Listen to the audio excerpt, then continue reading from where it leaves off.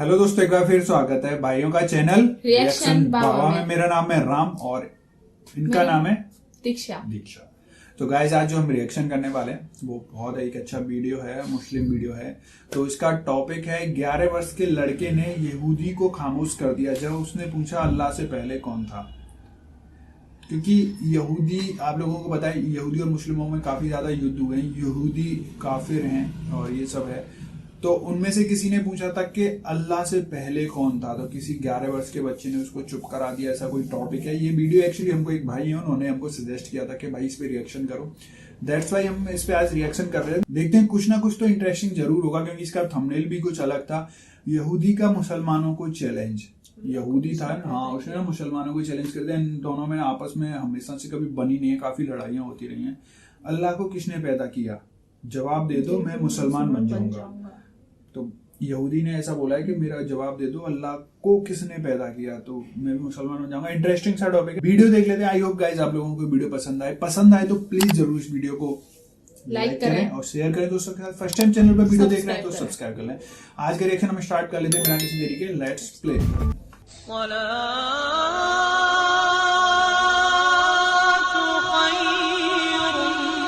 अरबी पढ़ना बहुत मुश्किल है, मुझे ऐसा लगता है ना। नाज़रीन, दौरे जदीद के बड़े फितनों में से एक फितना इल्हाद यानी खुदा के वजूद से इनकार करना है।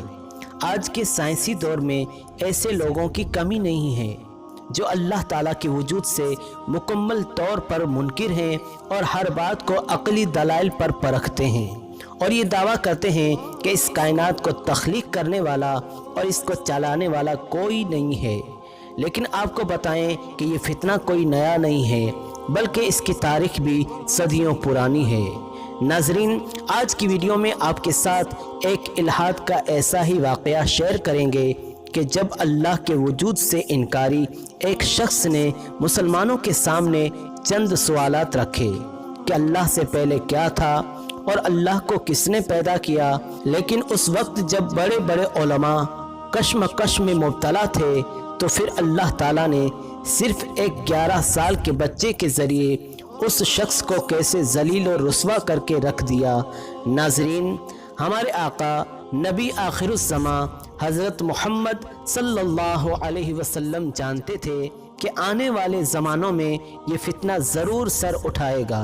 चुनांचे सही मुस्लिम में हज़रत अबू हुरैरा रदियल्लाहु ताला अन्हो से रिवायत है कि आप सल्लल्लाहु अलैहि वसल्लम ने फरमाया, हमेशा ही लोग एक दूसरे से सवाल करते रहेंगे, हत्ता कि ये कहा जाएगा कि ये फलां चीज़ अल्लाह ताला ने पैदा फरमाई है, तो अल्लाह ताला को किसने पैदा किया। तो जो शख्स ऐसा सवाल पाए वो ये कहे कि मैं अल्लाह ताला पर ईमान लाया। नाजरीन, ये तारीख़ी वाक़या और इस्लाम के ख़िलाफ़ उठने वाला ये फितना खलीफा अब्दुल मलिक बिन मरवान के दौर का है, जब बगदाद को इल्म व हिकमत का घर समझा जाता था और दुश्मनाने इस्लाम यहूदियों ने आलम इस्लाम को नज़रियाती तौर पर कमज़ोर करने के लिए बज़ाहिर लाजवाब कर देने वाले 3 सवालात देकर एक ऐसे आदमी को इस्लामी दुनिया में भेजा जो आला तबके तक रसाइयाँ और बेहतरीन बोलने वाली आवाज़ की शख्सियत का हामिल था। उसने सबसे पहले बगदाद में आकर ऐसी बड़ी मसाजिद का इंतखाब किया जहां उसे ज़्यादा से ज़्यादा सामईन मिल सकते थे।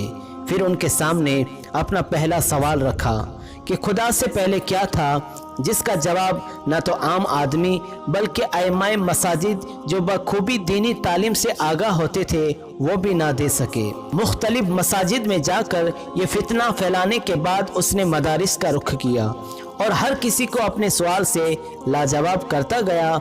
इस दौरान उस साजिशी और चालाक यहूदी की शोहरत दरबार शाही तक भी पहुंच चुकी थी। यहूदी ने दर्जा बदर्जा आगे बढ़ते हुए दरबार खिलाफत तक रसाई हासिल कर ली और शाही उलमाए दीन को चैलेंज करते हुए इस सवाल का जवाब मांगा।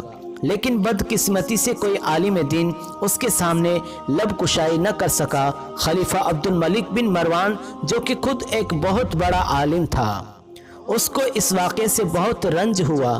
چنانچہ خلیفہ نے اس یہودی کو دربار خلافت میں بطور شاہی مہمان ٹھہرنے کی اجازت دی اور کہا کہ تمہارے اس قیام کے دوران میں تمہارے تینوں سوالوں کے جواب دوں گا۔ یہودی شاید یہی چاہتا تھا، چنانچہ اس نے شاہی دعوت قبول کر لی۔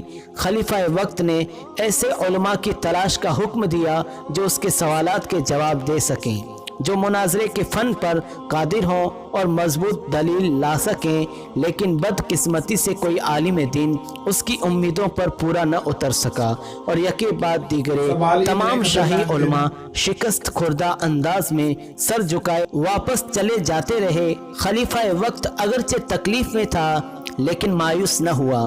بالآخر ایک دن ایک درباری وزیر نے اسے کہا کہ جہاں پناہ، اگر کوفے کے ایک نوجوان عالم کو طلب کیا جائے تو یقین کامل ہے کہ وہ اس یہودی کو لاجواب کر سکے گا۔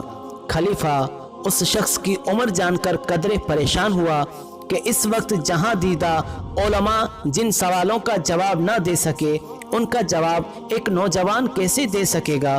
خلیفہ نے نیم دلی سے کہا کہ ٹھیک ہے، اسے بھی آزما لو۔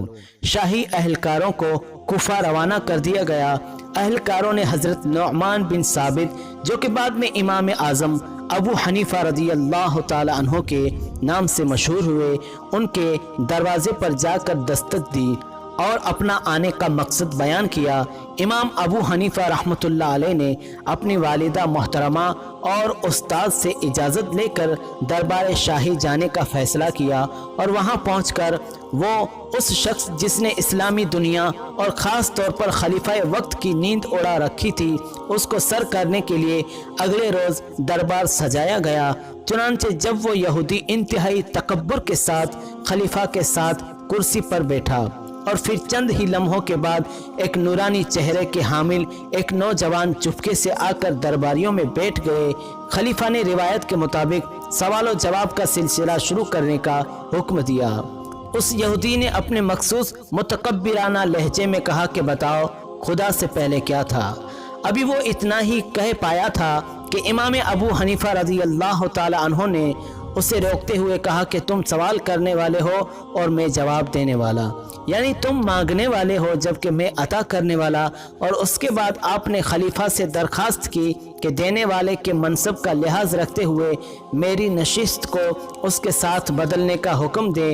خلیفہ نے نہ صرف خوش ہو کر اس یہودی کو عام درباریوں میں جا کر بیٹھنے کا حکم دیا اور آپ کو اس کی نشست سونپ دی، یعنی اس کرسی پر بٹھا دیا۔ چنانچہ سوال جواب کا سلسلہ پھر سے شروع ہوا اور اس یہودی عالم نے دوبارہ پوچھا کہ مجھے بتایا جائے کہ خدا سے پہلے کیا تھا۔ امام ابو حنیفہ رحمۃ اللہ علیہ نے انتہائی اطمینان سے فرمایا کہ اعداد کا شمار کرو، یعنی گنتی شروع کرو۔ جس پر اس نے گنتی گننا شروع کر دی، آپ نے اسے ٹوکا اور فرمایا کہ صحیح سے شمار کرو۔ اس نے دوبارہ گنتی شروع کر دی لیکن پھر درستی کا حکم دیا، جس پر اس نے اکتا کر کہا کہ اور کس طرح شمار کروں؟ آپ رحمت اللہ علیہ نے فرمایا کہ ایک سے پہلے شمار کرو۔ اس نے کہا کہ ایک سے پہلے تو کچھ بھی نہیں ہوتا، تو آپ نے مسکرا کر کہا کہ ایک سے پہلے پوچھنے والا بے ایمانہ سوال کیوں کرتے ہو؟ اس موقع پر خلیفہ اور درباریوں کی خوشی دیکھنے کے لائق تھی۔ خلیفہ نے دوسرا سوال کرنے کا حکم دیا۔ یہودی نے پوچھا کہ خدا کا رخ کس طرف ہے؟ آپ نے چند گھڑی توقع فرمایا اور حکم کیا کہ شمع لائی جائے، جس کو جلانے کے بعد آپ نے یہودی سے سوال کیا کہ اس روشنی کا رخ کس طرف ہے، جس کے جواب میں اس نے کمزور لہجے میں کہا کہ یہ ممکن نہیں۔ آپ رحمت اللہ علیہ نے فرمایا کہ اللہ رب العزت جو زمینوں اور آسمانوں کا نور ہے، جس کے رخ کا تعین بھی ممکن نہیں ہے۔ اس سوال کے جواب پر یہودی اندر سے ٹوٹ چکا تھا، چنانچہ اس نے بے دلی سے اپنا تیسرا سوال کیا کہ آپ مجھے بتائیں کہ اللہ اس وقت کیا کر رہا ہے؟